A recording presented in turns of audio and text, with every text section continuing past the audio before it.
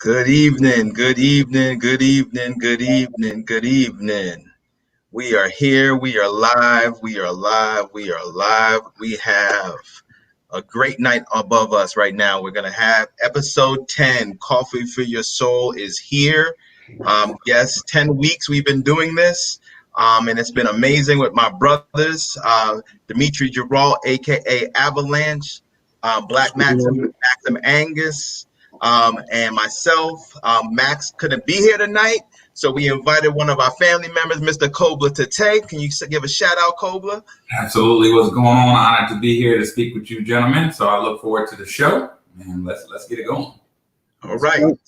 So episode 10 is going to be about athletes and activism.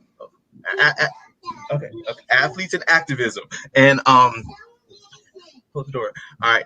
Athletes and activism. So we're going to be talking about some great topic tonight, but we have some amazing guests, and I want to give them a shout out. So we have Mr. Antwan Young from Venice Beach, a Venice Beach Cali product, alumnus of Venice Beach High School, alumnus of FAMU, where he played pitcher for their baseball team. He's a member of Phi Beta Sigma Fraternity Incorporated.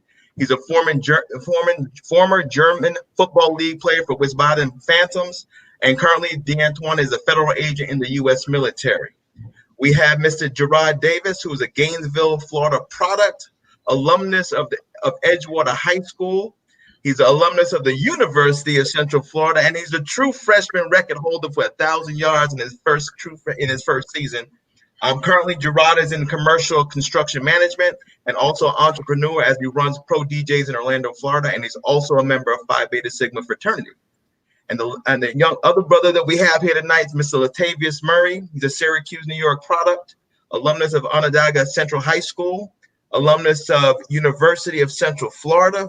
We got family here, and an alumnus as well of the Syracuse University from the MBA program, where me and him officially met. And currently, right now, you see number 28 running away from the San Francisco 49ers for the New Orleans Saints. So, everybody's here tonight. Thank you very much for everybody joining us. So, Latavius, thank you for joining. Gerard, thank you for joining. Antwan, start for joining. We're missing one person, so he's running a little bit late. But, we're here tonight. We're going to have that conversation. So, gentlemen, we're going to be talking about athletes and activism. And, History provides a number of memorable examples of athletes that stepped into political activism, such as Muhammad Ali, Althea Gibson, Bo Russell, Arthur Ashe, Tommy Smith, and LeBron James. All those mentioned have used their platform to spotlight injustice and chosen ceremonial moments to take a stand. There has been a lot of debate over the national anthem protests, which many notable athletes have lost their careers, and now they're declaring a stance, trying to make a statement. The issue is a very sensitive issue and controversial, and is one we need to talk about. So tonight, we're going to kick off tonight's session about athletes and activism with the first question. And I'm going to direct this to Mr. Antwan Young first. How do you feel about the peaceful protests in sports? You're in the military. Do you think Colin Kaepernick was disrespectful to kneel during the protests? Personally, I do not think he was disrespectful to the flag. Everyone has a right to do as they please or what they feel. I mean, people in the military, this is what you fight for, people's rights and to protect our country. Now, I think that Mr. Kaepernick was misinformed by the military personnel that he went through as far as kneeling for soldiers. What we kneel for is when someone passes away or dies, we go kneel at their boots, their Kevlar, the helmet, the rifle, but we never kneel during the flag. So I think that he was misinformed, and that information got miscrewed and put him in a bad light with the world. And it's a sad situation that it happened that way, but like I said, he has a right to do what he feels. And obviously it got the attention of a lot of people too. But I just think that also during the time of war, people take that flag a little more sensitive and it's a little more patriotic during that time. But I think if he was smart, what he should have did was use his resources. And I know he's in a fraternity. I would have used my fraternity brothers that are in the military and went to them for advice before going to someone else that he didn't know that's not in his circle. Mm-hmm. Mm-hmm. Gerard, would you like to hit that topic?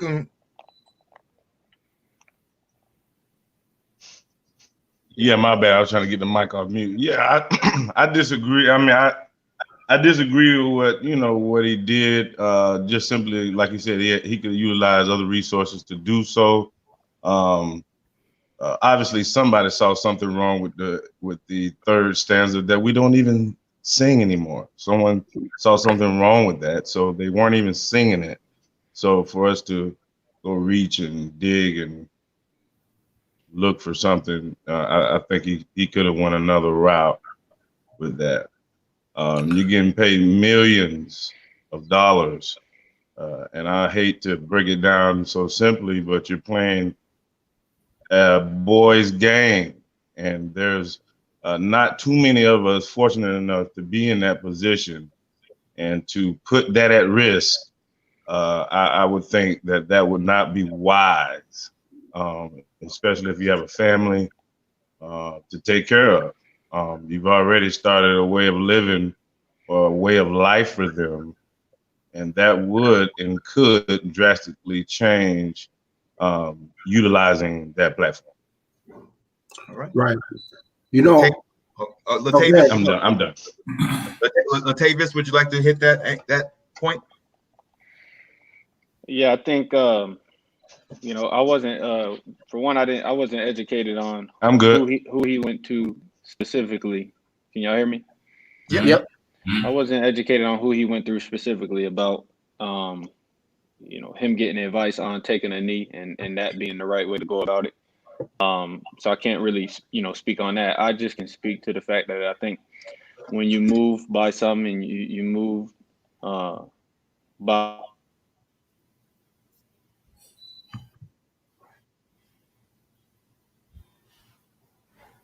and you do what you feel is necessary to bring awareness to that cause or to that issue. And so I can't fault him for that. And if that was his way of going about it, and if that's what he felt was the way to bring awareness to it, which I think it has done, right, wrong, or indifferent, then more power to you. Because I think now more than ever we're seeing that I think a lot of people are praising what he did. Dimitri? Yeah, activism is never popular at the time when it's being demonstrated, right? Let's be honest. The point of him doing that is because he knew that it was going to get basically all eyes on him. He knew that people were going to see that and therefore bring awareness to what he was trying to make front stage, right? What we fail to understand is they don't, and when I say they, I mean society as a whole just hasn't recognized melanated people as equal. That's in various industries, economic situations, and it's no difference that on being in sports, right? There's a long history of activism in sports for inequality and suppression. So you talk about Muhammad Ali, we talked about Bill Russell, we talk about Kareem Abdul-Jabbar. So many people who have spoken up when it wasn't popular.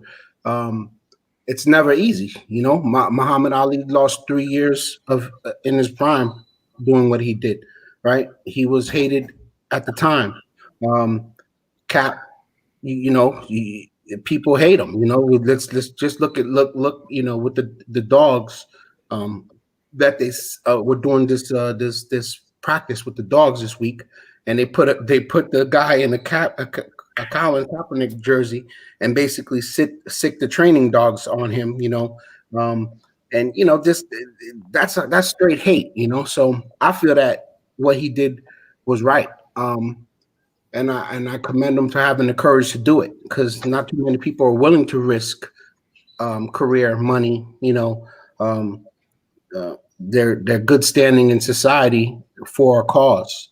So I respect what he did, and I know that he didn't mean to disrespect the flag or the nation. You know, there's nothing wrong with calling out something wrong when you see it. You know, if someone in your family is doing something wrong, you call it out. That don't mean you don't love your family. You know what I'm saying? If one of your friends do something wrong, it's not you have the right to call it out. So all he was doing is calling it out. So I feel that what he did was right. Still is right. Yeah, so it's funny, Antwan, you mentioned the right way to do something, and perspective is extremely important. The reason why I wanted to bring that point up is because I don't know if you guys are aware, but MLK, before he died, his approval rating was supremely low. Like, people were not happy with what MLK was doing. Now, when we see it in this period, we're like, oh, MLK this and MLK, but his approval rating was very low. And another thing that I'd like to touch on is how trauma gets manifested in people, right? Trauma gets manifested in us, and it gets manifested in a white body a little bit different. And the way it gets manifested in that body is an inability to take feedback, you know what I mean? Or inability to want to conform to something. So in this situation, I don't think there was a right or wrong way. I don't think, I'm sure anything that he would have done would have caused some conflict at some point in time because of perspective. The other thing I noticed is that when you look at how we associate the flag or associate these things with who we are, it is also a message that's saying, I don't really know who I am, and I'm associating with this thing, so I need to defend said thing, as opposed to I'm just good with humanity and people, and so I understand his perspective, but my whole identity is built around this nation, one nation under God, and this has been indoctrinated in me. So when someone else mentions something against me, I'm like, oh, you better not talk about said flag, as opposed to being open and receptive to listening. So I saw some of that in the dynamic, but my real question is, like, for Antwan, like, from your viewpoint, what would have been, quote unquote, an appropriate way to go about a protest in this situation? Well, not necessarily. When I made my statement, it was more into saying utilizing your networking. I mean, he's in Kappa Alpha Psi, so there are plenty of Kappa Alpha Psi brothers in the military that he could have went to first, sat down and talked with, and just think, he would have took the advice from his fraternity brothers who were in the military, and then he would have had that backing saying that, yes, this is what we advise for him to do in order to support his protest, rather than somebody that's not in his circle that he took advice from. That was my point as far as a right way to go about it. Based off of your knowledge, what some of them things have been. I'm curious. As far as from his fraternity brothers? It's a different way. I think that if he would have went along and met with some of the generals or the higher ranking officers in his fraternity, I think they probably would have guided him in a different way. I don't think that they would have advised him to kneel during the national anthem, because they would have said, well, I think it would have been a bigger roundtable discussion saying, are you protesting the flag or are you protesting police? But what about the clarity that he provided? Like, he what the flag represents. But was he protesting the flag or at the time when he initially started? A little echo. I think. Go ahead, Kobe. No, Latavius, you got it.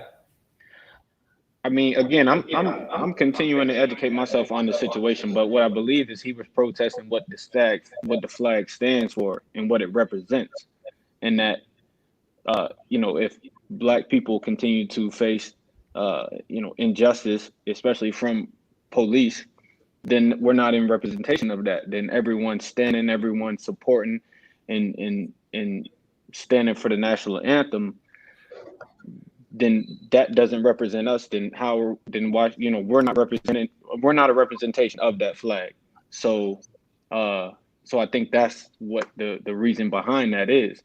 The flag goes up, everyone stands for that flag during the national anthem. If we're not a representation of that flag, I think his the idea of that is, well, I'm gonna take a knee maybe until we are a representation of that flag. Right.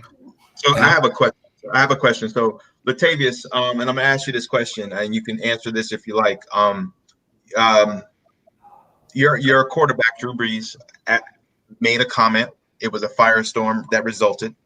And then of course, I've heard that he's had conversations with his teammates and stuff like that. And I know how voiceful you are. So from my perspective, what do you think really what do you really think that he was missing the point of understanding? So Antwan made the point of what that Cap could have done. What do you think a person of Drew Brees' stature in your playing city has the emotion to how figure it out? What was the response that should have been on that? So I'm hearing the echo, so I'm not sure. I'm mute. Go ahead. So I think if you talk about Drew and not just Drew, but everyone who has a problem with Cap kneeling, or everyone whoever's kneeling right now, I think they're repeatedly missing the point, because that is not what it's about. They think we're kneeling, to take away from what maybe those who served did, and that's not the case. We're kneeling to bring awareness, again, because everyone should be represented equally within that flag, and we're not. So I think everyone is just really missing a point to think that if you kneel, is disrespectful. But and I feel almost in what other way, if the way that this has brought so much, if you want to say, chaos. I think it was obviously then it probably was the right thing to do. The way that it has stirred up this much conversation and this much, I think hatred is going to come either way, but the way it sparked so many of these conversations. You got the president responding about things. You got that's the conversation that you want to have. That's the whole point. Those are the people you want in the conversation. Now, granted, right, what he may be, whether he disagree or not, okay, we're not there yet. But to have him now in that conversation and have him witnessing that and want to say something about that, that's the point. Right. It was to shed light on. Yeah. It was to shed light, and he did. Yeah. So the thing is, but to touch on the Drew thing, I seen you said it in the conversation earlier, and I had said this in an interview, and I'm just gonna reiterate what I said in my interview, because that's just where I stand.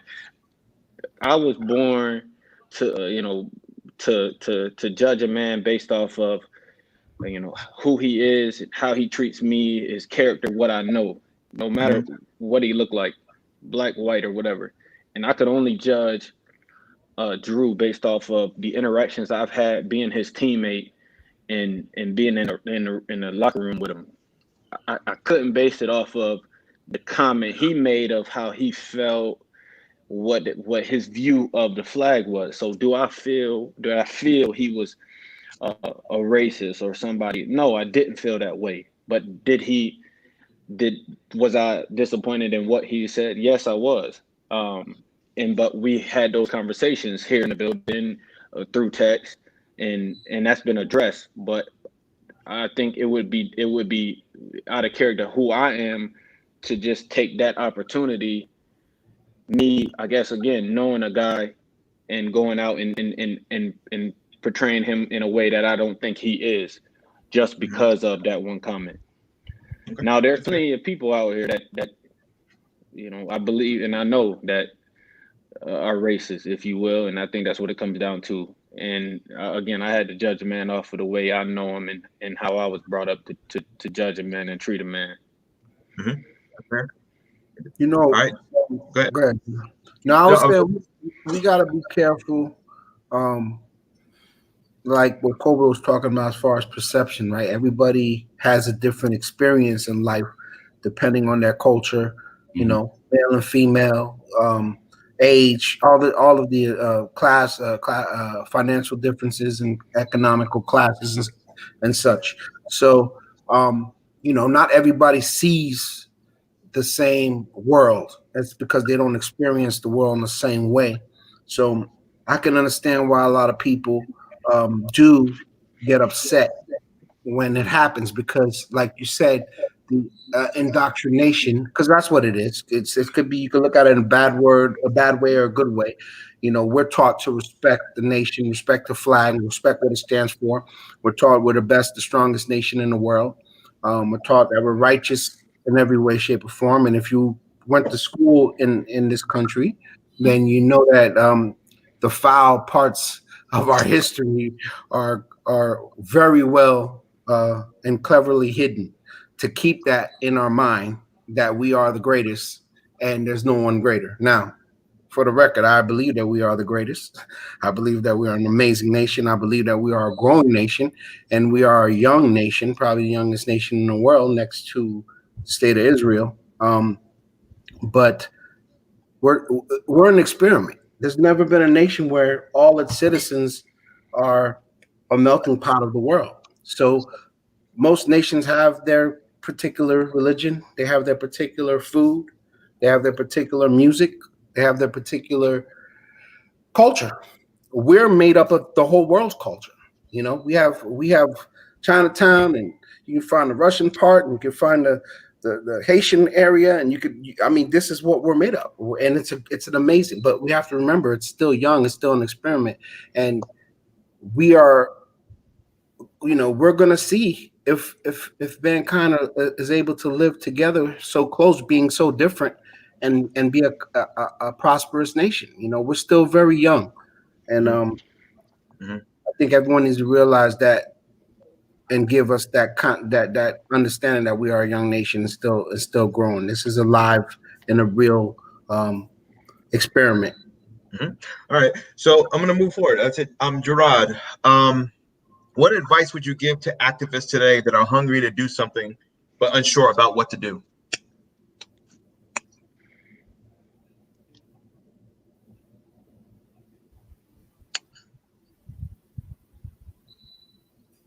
Frozen. He's unmuted. Gerard, you good? First thing I believe we need to do is just basically focus on everything internal. We have so much internal. Huh? Can you hear me? Yep. Yeah, I can hear you. Yeah. We have so much internal baggage that we need to take care of first, that I believe, before we go out and try. Before we go out and try to demand anything from anybody else. Whenever you're dealing with a personal feat, someone will tell you, or someone with good soundness will tell you to take your emotions out. Calm down before you react. Like I said to someone before, what are we going to do next? What if they acquit this guy? What, we're going to tear up stuff again? And it's just, I believe that we need to focus on those internal issues, like the recidivism rate. Why are our brothers taking this risk? What do they say? Those penitentiary chances, knowing we're going to get double the time, knowing it's the new form of slavery, but we're still doing what we have to do. And unfortunately, it includes, criminal mischief. And so I believe we need to just focus on loving each other again, looking at each other for real, my brother, my sister, and I say this to people that, and I know they might not, but I can care less.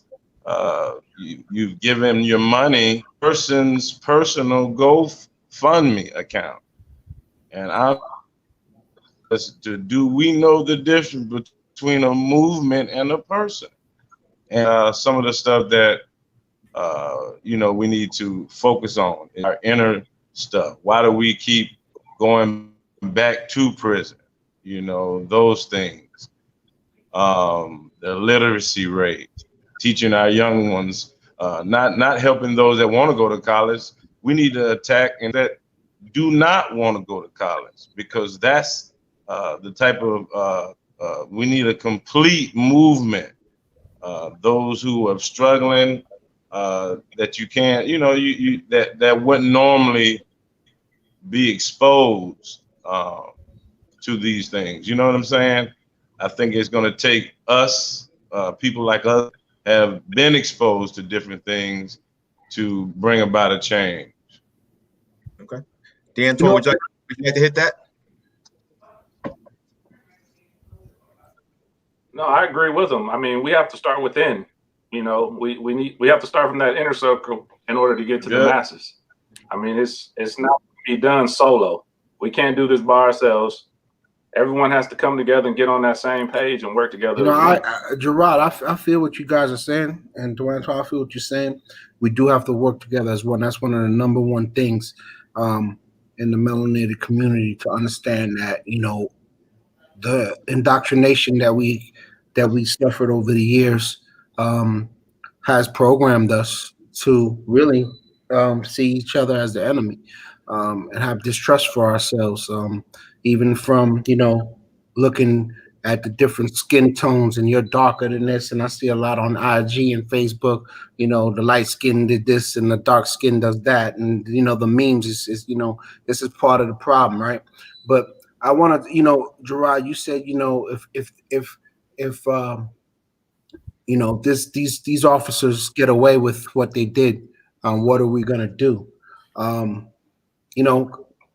I really would not like to see that, because I think the people are just sick and tired of it. You know what I'm saying? But it's ironic, because that's exactly what Cap did, right? Cap did a peaceful protest, right?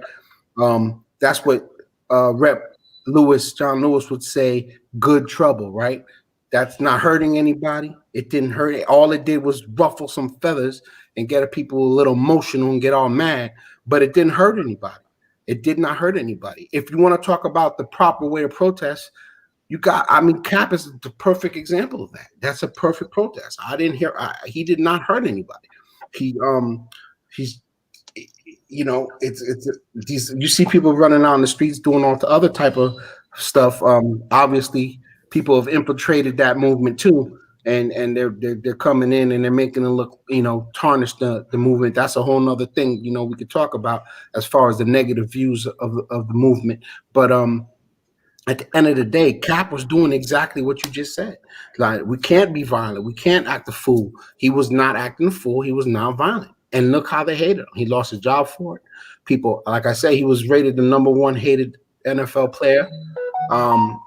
And it doesn't matter how we do it, guys. It really doesn't matter. They do not respect it.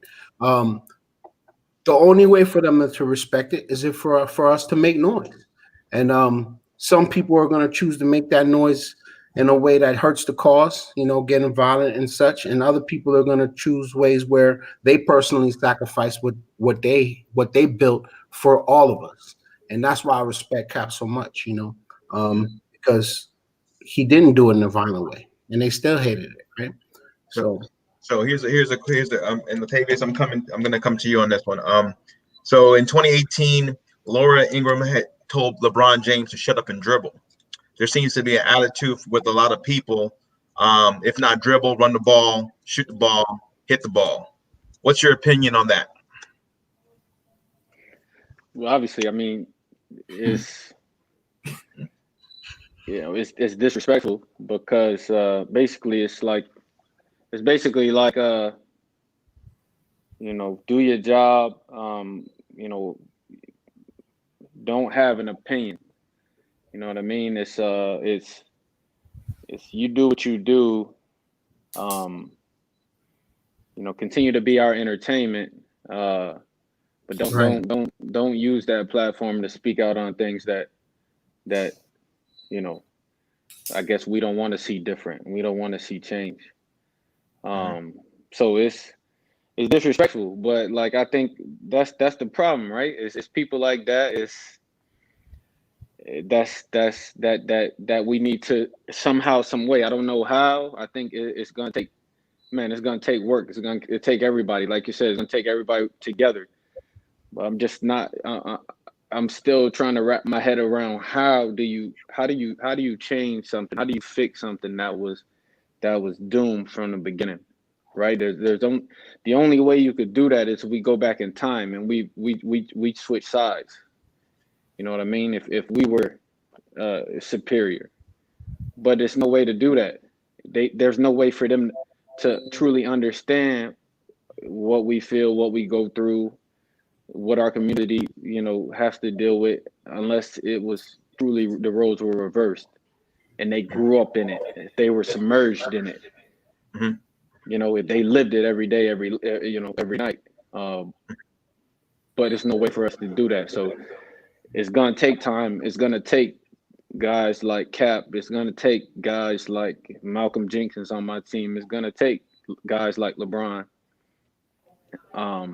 to continue to speak up and I think really instill that in the younger generation, because that's where the real change is gonna come. Those who are being raised, because that's what's wrong with the people now who are in power. It's how they were brought up. It's how they were raised. You know what I'm saying? So the younger generation, my kid going to school right now, who's 2 years old, with the white kid, and him understanding my son and my son's cousins, them understanding that. So that's what's missing, and that's the problem with what's going on today. So a couple of things. So Gerod mentioned looking at things internal, and I want to take it one step below that, because you were talking about like the community and looking at the community.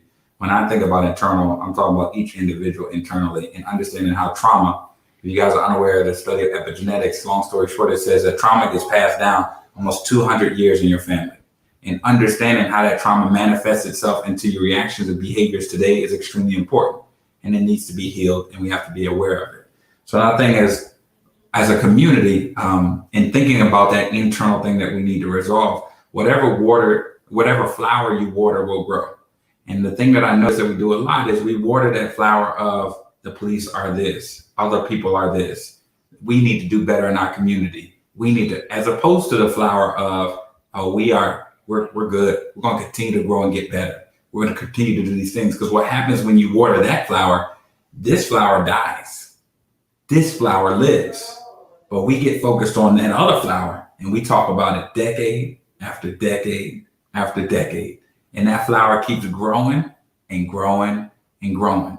And that takes a lot of discipline to be able to take a step back and make an observation of that nature, and a lot of vulnerability to look inside to say, we need to deal with our trauma and how that manifests in the behavior that we are manifesting at this current time. The other thing I wanted to point out is, why do we, I was going to ask you this, Latavius, but I'm saying in two parts. Why do we think, even though Cap specifically said, hey, this is what I'm doing, and this is the reason I'm doing it. Right? He said it clearly, that clear as day. He did. People are like, that's not what it is. So then you got to take one step back and say, this is what I thought, and I'd love to get you all's opinion. I was like, how is this possible that somebody's saying exactly what the meaning of this is, and you're seeing something else? The thing is, once again, as I mentioned earlier, your trauma is manifested different than mine.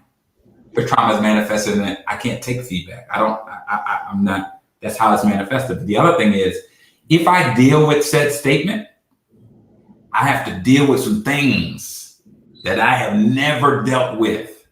And the easy out is to put it back on you, as opposed to me taking ownership of it. Yeah, right. Because what you said, definitely, if they agree with that, right?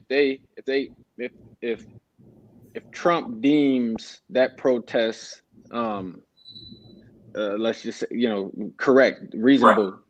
Now, like, just imagine, okay, he's not, right? So now who's he siding with more than anybody? Now, police. Mm-hmm. Who's he praising and preaching about more than police? So I completely agree with what you said. Like, he said what he was protesting, and this was years ago. But then it took, now, George Floyd, now Cap has had this resurgence almost, right? But because it's exactly what he was talking about. It's exactly what he was talking about. And to Demetrius' point, Dimitri, you mentioned it, but I want to give you the term. And if you guys haven't checked this book out, I would definitely recommend Post-Traumatic Slave Syndrome. Check that book out, Post-Traumatic Slave Syndrome. Long story short, race socialization is when you take on the traits of your oppressor. And as a collective group, we most certainly have taken on the traits of our oppressor. To your point, I don't like you, crabs in the barrel, whatever you want to call it. You know what I mean? These various things. And so you have to be able to understand that. And once again, take a step back, deal with the trauma within yourself. Let other people deal with their trauma. But as a collective community, we have to deal with our trauma and figure out how to move to the next step. Because until we deal with our trauma, every time we're like, it's them, it's them, it's them. True indeed, some things could be them. Once again, you water in that flower, so it's going to grow. But when we start looking internally and realize how much power is inside this thing here, it's a whole new ballgame. Right. You know, it's funny, guys, because we're talking about different methods of protest, and with the NFL, a lot of the athletes out there, they have a platform. A lot of them decide to use it. A lot of them are afraid to use it. However, I find it hypocritical that the NFL comes out later, Roger Goodell comes out later, and basically recognizes the movement now.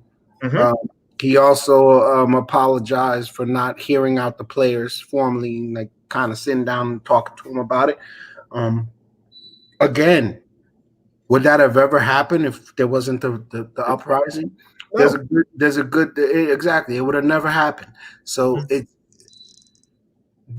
I mean, like, people could take it how they want, man. There is a time to turn it up, and I kind of look at, like, with John Lewis passing, I did a lot of reading on the civil rights movement and a little more detail and the nonviolent movement, right? You hear a lot of the young bucks say, yo, forget all that. You know what I'm saying? It's time. That was our forefathers. It's time for us to get down. I see the nonviolent movement as very, very effective. Why? Because they can't say you burned down the building, right? They can't say you threw the rock. They can't. Even when they try to plant people in there, if your whole movement is ingrained in discipline and nonviolence, then they cannot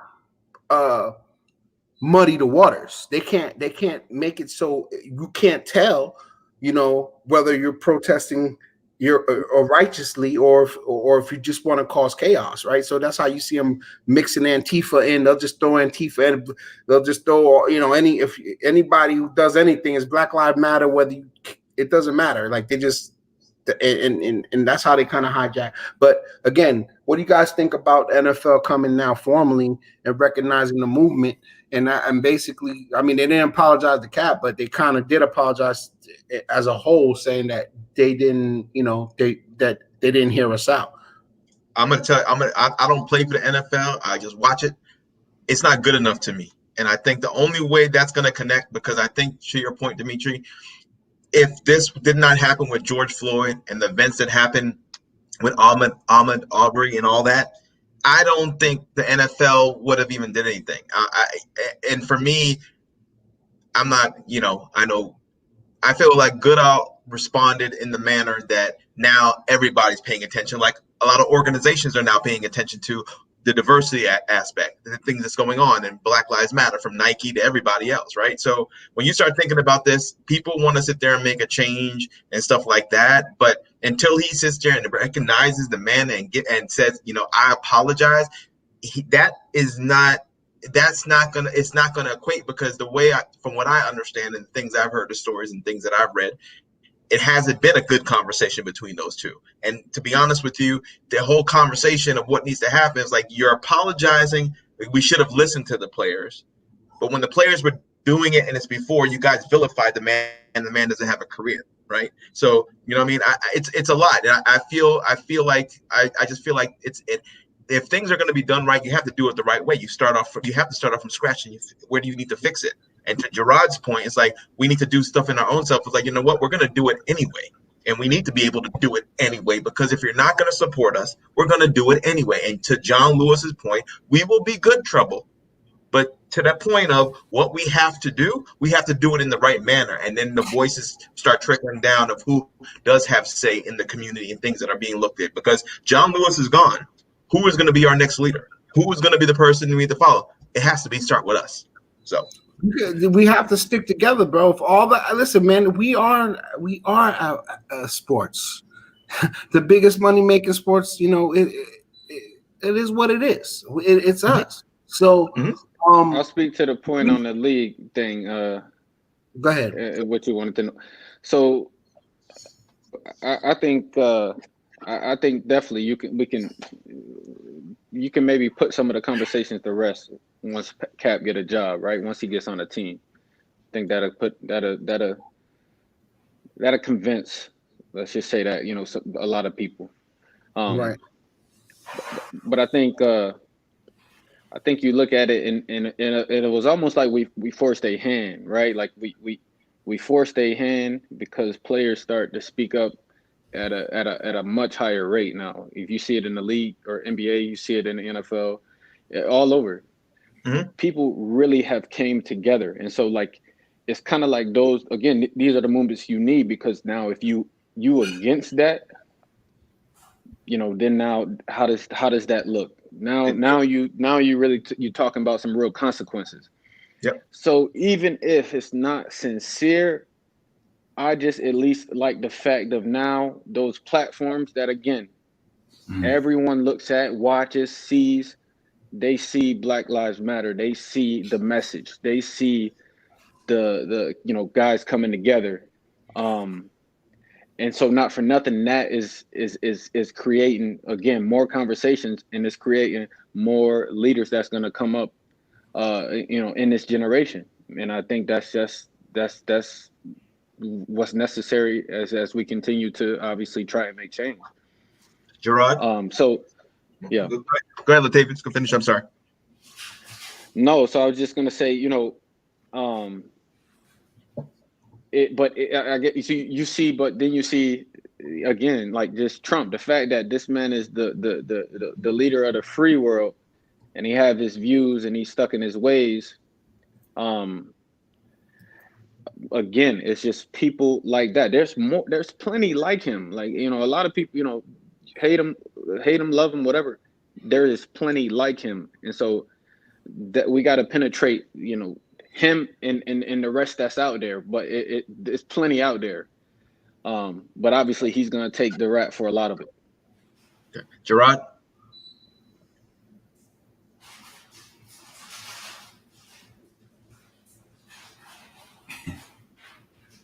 The signal's bad. Antwan, go ahead. Oh no, I mean, I understand and I agree with everything that everybody is saying. I mean, it's just I see I see some messages and about the NFL deal. I just totally disagree. It takes money for movement.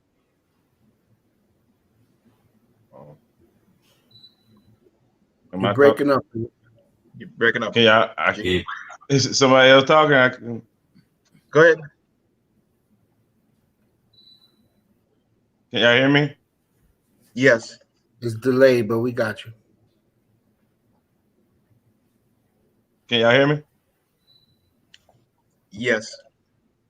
Oh, okay. I couldn't hear it. Okay. Yeah, it takes money for a movement. Okay. Yeah, it takes money for movement, and to do anything that would jeopardize that, I think that would not be wise. I just really don't think that's smart. I think what we need to do is make these gentlemen that are millionaires and at a very young age, which is totally abnormal for any other race.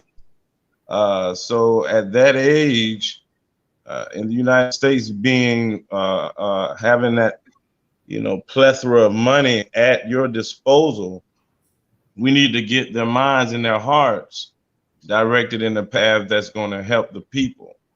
You know, I joke around, but I'm somewhat serious, and I blame all of the drug dealers on the corners that allowed these folks to gentrify the hood. I mean, you made all that money, you got snitching policy, they don't tell on you.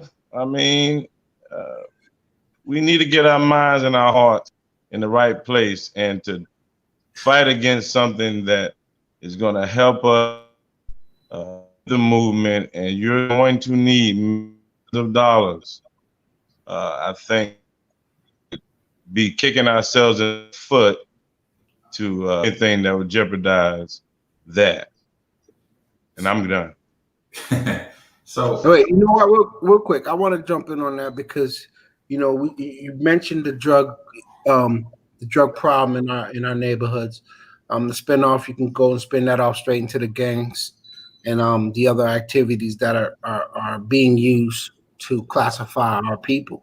But you can't talk drugs and not bring up Ronald Reagan. You cannot bring. I mean, his administration is literally responsible for the crack epidemic. Look it up. It's not a game. That's what happened. They needed money to fund the war. I want to say Nicaragua, but don't quote me on that. But we could pull up the facts on that for you. He needed the money. They needed the money to fund the war, and Congress would not fund that war. So they decided that they were going to make the money on the black market. There's been movies made about this. Look it up. There's CIA documents on it. It's not a game. It happened. This is how the crack boom came into the neighborhood. So we can't address the after effect of the crack problem, which there is, and the heroin problem, which there is. It's one of the biggest contributions to the decline of the black family, the melanated people, and the poor people in the nation. So if we're going to address that, we can jump all the way back up to the top. Now, this is what I'm saying. People address a lot of things, but they don't address this where it stems from. They just see the result of any neighborhood, any people, any race.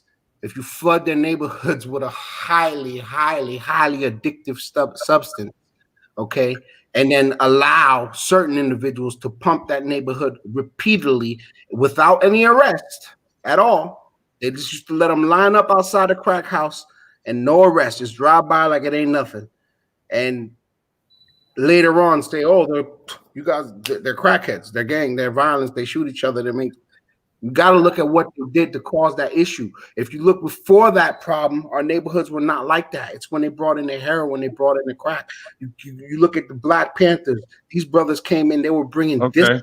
They were bringing education. They were bringing knowledge. They were bringing food. They was bringing health. They was bringing all types of stuff to the neighborhood. And what did they do? They infiltrated it and caused issues. They set up people up. They arrest people. They frame people. This is like whenever we start a movement, they very cleverly Trojan horse themselves into it and mess up the movement.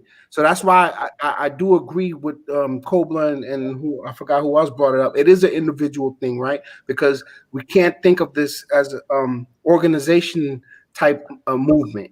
Like there can't be a head and this is the organization and we do it here and this is how, because that's they messed that up. It takes individuals to think individually and make things happen. So I would love to see what you think about the drug game not just being black people in the hood doing it. It came from somewhere and it comes from somewhere.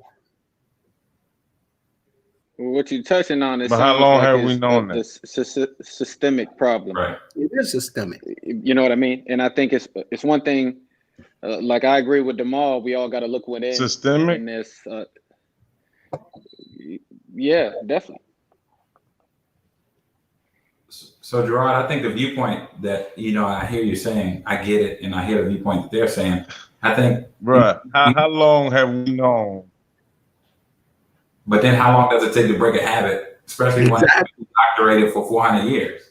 This is not a short-term thing. It's definitely a long-term thing.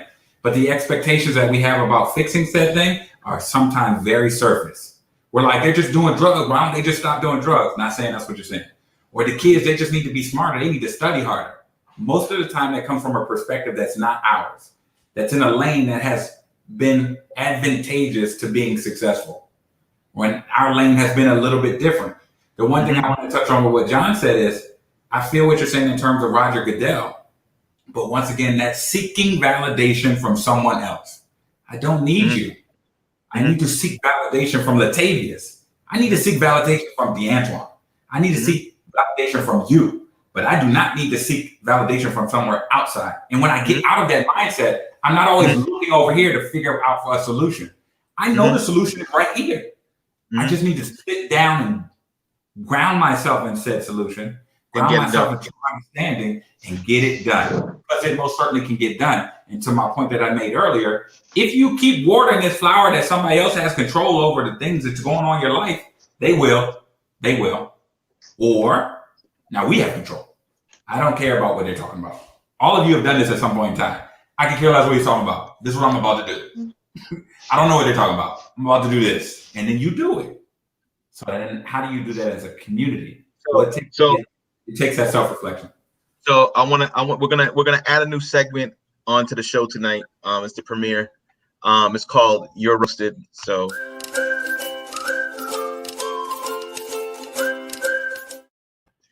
we've been having this conversation tonight, right? So there's a lot going on in the country. I want you based off of things that you said, you've seen, you've read, looked online. What have you seen that has really kind of made you like look and stuff like that? I'll start off first. It's like I've seen what happened with the TCU football coach Gary Patterson thinking that he can utilize the N-word, okay, and call one of his players that, or stop saying that, or whatever occurred that happened, right? Because now he's apologized, saying that he should have never said it. What in your right mind is saying that this is okay for you to say it? Anybody want to throw in on that? You've never been checked. So you feel like you do whatever. I've never been checked. So hey, let me slip this out. Oh, my bad. I'm sorry. I'm not gonna lose my job, but I'm sorry. You're gonna hear the other side of it. Oh, you guys use it all the time. It's in your culture, and it's the lamest excuse ever. But that's what that's a lot of times when that word happens to slip out. That's usually what the people who support that use as their argument. But yeah, he definitely deserves to be roasted for that. I mean, if you're not smart enough to be a little sensitive now, then you'll never be sensitive, man. You know what I'm saying? If you can't think that you can I ask y'all a question? Yeah.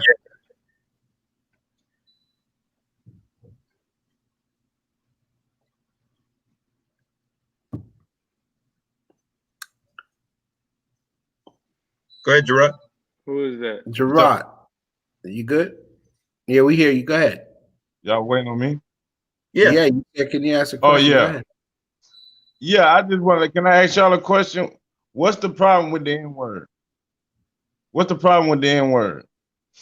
I mean, I'm just curious. It's 2020, and I'm just curious that you're telling me that they're calling you something that you know that you are not.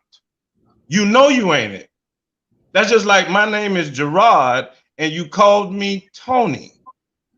I just want to understand, in 2020, how are we allowing something, just like I'm so tired of hearing for 400 years. I'm tired of hearing it. I mean, it's just, we're stuck in this cycle of worrying about the wrong things, and that's exactly what they want us to do. It's focus on racial-ish. It's not about a race.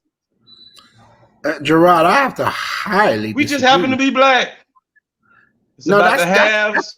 We do just happen to be and black. The have-nots. Shaka Zulu, say, was a great warrior, but he was killing black people. Right? Gerard, I mean, wow, where do I start with that? I don't know. That word doesn't bother me. I'm not worried about the word. We're not worried about. Let's skip the word. That word doesn't bother me. It doesn't bother me because I'm not one. Forget the word. Forget the word. Let's address what else you said as far as slavery 400 years ago. Listen, bro, 400 years of trauma in the worst, most hideous way that you can imagine. How do you think that just goes away? you could send. Let's bring it. You know, you send us. Okay, I'm gonna give you a perfect example right now of something that people can relate to as far as a modern world seeing traumatic events. Right? You send a soldier over, 18 and up. You send him over to go to war. And you send him in a place where he's forced to take lives to survive, to protect himself and his fellow brothers around him, right? You see, he takes lives. He's trained to do such a thing and take lives and see all types of horrific, horrifying, dismembered bodies, etc., etc., etc. Those soldiers, those men and women come home, and they still have to decompress from that tour, okay? And many of them, I don't know if people realize how many of our soldiers commit suicide, has a lot to do with what they see overseas and what they have to do and how they have to sleep and live with themselves for serving the country and what that entails, what war entails. We, as a people, what we saw for 400 plus years is worse than that. And it was done in a way to purposely indoctrinate us and to keep us in fear and to keep all of us from thinking the way you didn't see that. I don't have to see that. I don't have to see it. It's the same way. That's the same. Trauma can be passed down. There's studies that prove that. You didn't see that. I didn't have to see it. Once again, let me explain to you. If a slave master brings that's if you decide to do that as an individual. Listen to me. 1 second. Let me just say this, and then I'll let you go. If a slave master brings all of these slaves into a place, then takes the strongest of that slave and its hierarchy, castrates him, rips him apart, then brings the next one, does the same thing but lets him live, and they do this repeatedly over and over again. The next day, how do you think that the rest of the slaves are going to behave to make sure that that shit don't happen to their ass again? They're going to submit. They're going to. This is just 1 day later. 1 day later. We're not talking about this as being life. We're talking about living in a society where trauma is the norm, the practice, and the law. How can you expect that one day that you say it's okay, and those people that live through all of that, it sticks with you, it stays with you. You don't know how to behave as a family when your family's literally separated. This is what happened. They didn't bring us back in with love. They brought us back with animosity. They created underground, the Ku Klux Klan. They did all types of stuff to make sure that trauma stayed. So how do you feel that we're just going to get over that overnight? It's impossible. And to Colba's point, to Shelley Fan's point, to Robin Williams' point, that have been here to talk about trauma. This is to the point, and even to Latavius saying it tonight. It's an effect. It's 400 years, and to the point is people are mentally ingrained with this. Some of the things that's going on right now, and they can't just snap out of it. If it was that easy, we would have snapped out of it years ago. Wow. Because there's people that feel like when they see a white person walk in the room, they can't have the conversation, that they're scared and get intimidated by it. That's not, how do you live like that? Well, I think you both make points. So I think, and excuse me to say this, my bad. No, you good. You good. Gerod is making a good point about, once again, kind of what I spoke to before. You know what I mean? If you continue to view this thing, you'll continue to view said thing, and you'll stay in said cycle. But the other aspect of it is not necessarily being stuck in, but acknowledging how you got there. So there's a difference between being stuck in the past and recycling said story, and acknowledging how you got here so that you can move there. And so it's a combination of both, right? So what both of you are saying is valid. You know what I mean? Drop what you're saying. If I can't, a word has no power if I give it power. If I don't give it power, it has no power. If I focus on it, I've given it power. So I get what you're saying from that aspect. And Dimitri, your point is valid. Trauma gets manifested in various ways. For instance, if you don't have a need that's been met Trauma manifests itself into aggression. So then why are people aggressive? Because they have an unmet need that hasn't been satisfied. Whether that's safety, whether that's food, whatever those things are, they manifest into certain things. So then you're like, why is dude always angry? Well, now that anger is a state of homeostasis. He doesn't even know how to come down because he's lived in it. It's just like post-traumatic stress. I've lived in this stress so long, it becomes a part of literally my cell makeup and how the biology of my body works. And until I take an observation and break that down, I will continue to be this person that gets angry. We've all met somebody who's like, well, you pop off way too fast. Why? Right. I don't understand why. How do you get here so fast? But then you start to look back, you're like, damn, your father was like that. And your grandfather was like that. And your great-grandfather was like that. Oh, I'm starting to see a pattern. Where did this come from? Oh, wait a minute. Might have come from little sprinkling of slavery up in here. Maybe we need to change the recipe. To your point, we do need to change the recipe. But if I don't acknowledge how I got to that point, then I'm just thinking that these are just an angry black person, and to someone else's viewpoint, they're just always angry. I don't know why they're angry. I don't have said perspective. I can't understand said perspective. So now I don't have an understanding, and I'm unwilling to relate to you and be empathetic toward where you're coming from. So then it's just like, they're always tripping, man. They always want to burn something down. I don't know why they're burning stuff down. They're crazy. So my point being is you're both making points that are 100% valid. And I think the last piece, and I'll pass it over to Latavius, I think a lot of times when we look at set approaches, we're like this or that, this or that, or this or that. It's an and. It's Wu-Tang. You got to hit it from 15 different angles. Your approach and his approach are not always going to agree. But if we both know that we're going to Montana, then we know that's the end goal. So I don't always have to agree with you to get there. The point is, are we trying to get there? Yes, we are. So then we should get there. Word up.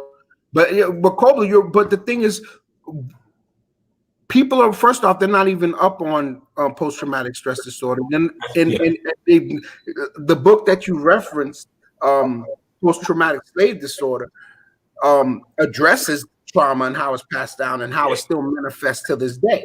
But a lot of people don't understand that, and a lot of people, and we haven't been taught that, right? That's true. Our education system has never addressed slavery in a way where we can look at it and be like, oh, wow, maybe this is why we do this. Because they just touch on the little slave, Harriet Tubman, Martin Luther King, it's over. They don't tell you about all the real stuff that you learn when you go to a FAM or when you go to a Howard or whatever the case may be, or decide that you want to pick up a book and read about African-American slave trade and history of the slave business. So if you read on that, then you can now start to be a little bit understanding and have more compassion for how people are acting, right? But we have to ourselves know what happened, because truth be told, that's something that we don't address. We do not address the trauma. We don't address it. Matter of fact, how many people you try to get a brother to go to therapy and he'll laugh at you. You know what I'm saying? He'll think, I don't need that mess. So it's a macho thing. And then, I mean, that's a male thing, right? That's a male thing, but it's an ego thing. It's definitely an ego thing. Yeah, it's an ego thing. And we need to fix that. We need to fix that, because we have to address that issue. Can I chime in on that? Yeah, for sure, brother. Go ahead. Your mic is off. Yeah. Go ahead, brother.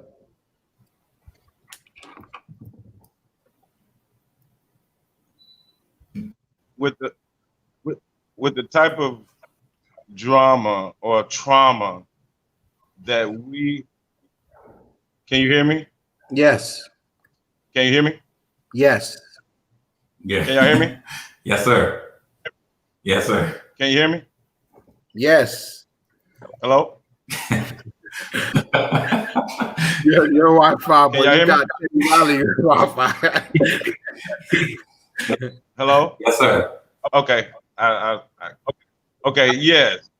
How long do you think it would take to recover from that type of trauma? Go ahead, Kobler. How long do I think it would take to deal with that type? How long do you think it would take to recover from that type of trauma? The first thing is you have to know that you even are traumatized. Just a guess.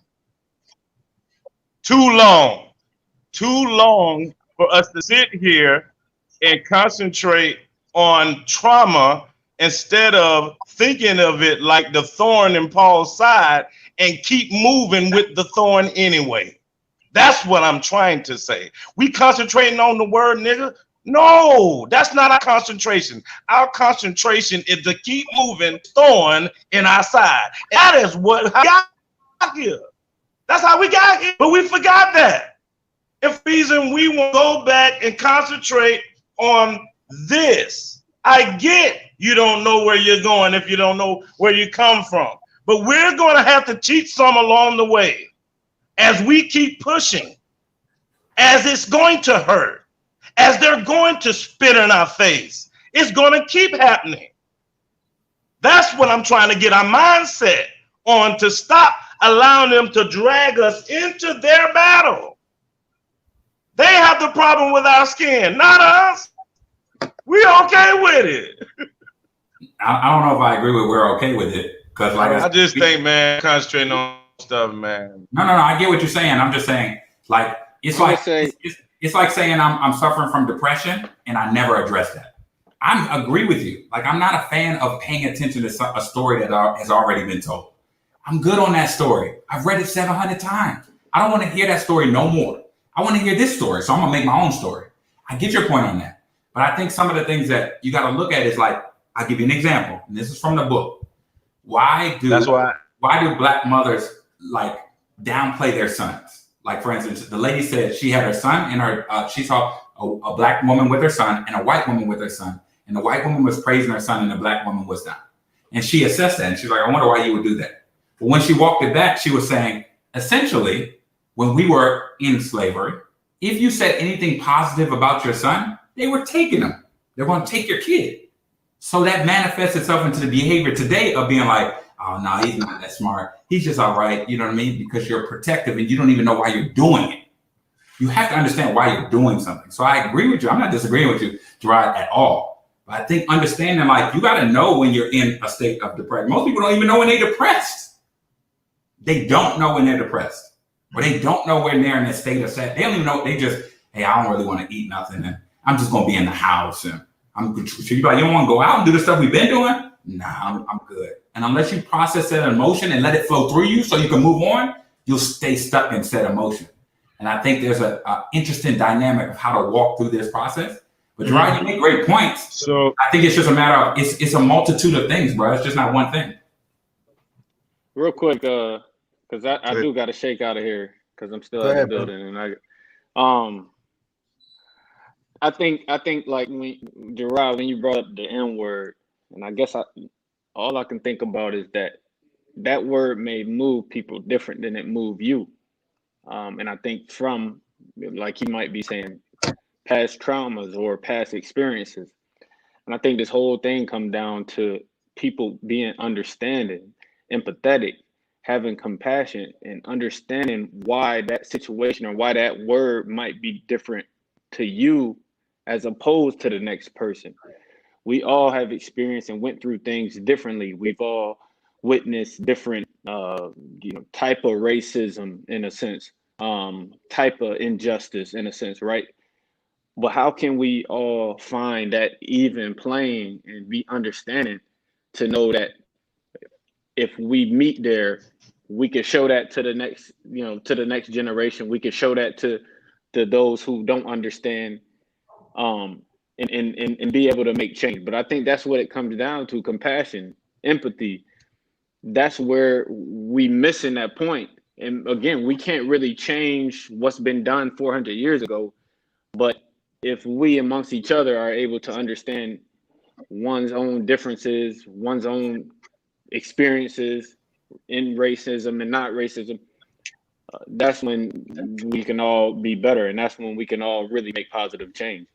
And I think until that happens, then, we'll just be sitting here having the same thing because people think their experiences are better or worse than others. Mm-hmm. So and that's where we miss the point. I know what you said. You have to leave, Latavius. So before we go, and we're going to start closing up. Would you like to leave our viewers with anything, any positive reinforcement or anything that you want to share with them tonight? Well, man, first off, man, I want to say I appreciate this. I didn't really know what to expect getting on this conversation. I never met any of y'all before, but just want to say I appreciate it. And I think this conversation was authentic. It was real, and that's what it's about. That's what we need. That's what the people need to hear.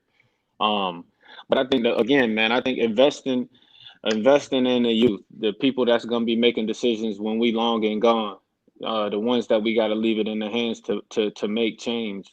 That's what it's about. And obviously voting in your community, voting not just the presidential, but voting in your local community where those things directly impact the way you live life. You know, it's just things like that. I think that even me growing up, that I've been missing out on and just really wasn't educated on growing up.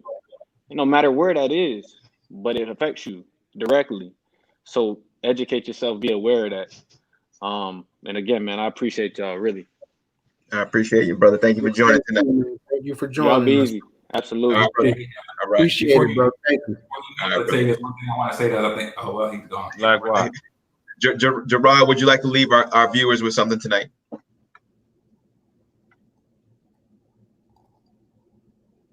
To all of my brothers and sisters, if the N word is still bothering you, give me a call. I can help you out with that very much so. If one word is holding the seat, what I love about the whole deal is we spelled it different, and the power of the fact that it means everything in the world except for what you intended it for.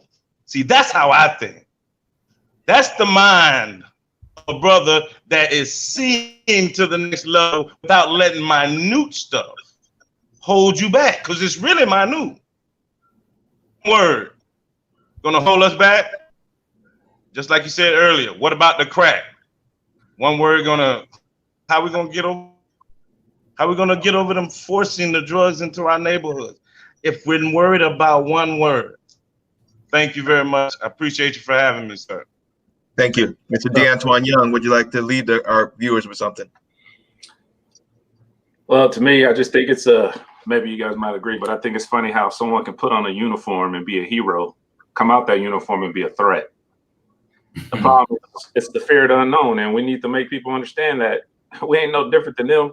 It's just that they were raised different, and anything of color, they just consider it to be hate, and we just got to get past this. I know we've been preaching it for years, but it's got to come to a point where it's got to end. Thank you, Antwan. Mr. Tete, I want to say thank you very much for being our guest host to step into Max's seat tonight. Would you like to leave our viewers with something tonight? Yeah, I think everybody made some extremely valid points, and the way you get through all of this is love, man. There can be no hate once there's love, and I know it sounds cliche and it sounds just so petty, but straight up, like Gerod, I love Gerod. I don't care if I met Gerod today. I love him because when I look in the mirror, I see Gerod. When I look in the mirror, I see Antwan. When I look in the mirror, I see Dimitri. When I look in the mirror, I see John. If we express that same type of sentiment every time I deal with you, just think of what that manifests itself into. If we learn to be like, yeah, I'm feeling some kind of way, Antwan, I still love you though, bro, but I ain't feeling what you're saying. You know what I mean? That's a different conversation then. You better watch your mouth when you talk to me. Right. Totally different. Totally different, because we know what that baseline is, which is love. And that stems from community. And if you really want to talk about why things have broken or been disparaging in certain ways, it's a breakdown in community. So the way you resolve that is go right back to community, and you build community back up. And next thing you know, love is always exuded. Children are taken care of. We self-sustain, and life is good. And I think you got to take small steps. It's not like, oh, I'm going to do this tomorrow and we're going to have 700,000 people. No, it's like, Gerod, if you're ever in Austin, come to my house. I'm taking care of you. You got food. You got a place to stay, whatever. Antwan, if you ever come to Austin, you good. That's how you start. And that's my 2 cents. Dimitri, we like to leave with Avalanche. We like to leave the crowd with something. Yeah, sure. This show's topic was athletes and activism, and I think that bringing it back into that topic, I feel that Cap did the right thing. I think he's doing the right thing, and I think that all the athletes that stand up for equal rights for everybody and address the spotlight on our situation, being you have Gerod's point of view or Kobler's point of view or Antwan, John, or myself or anyone else.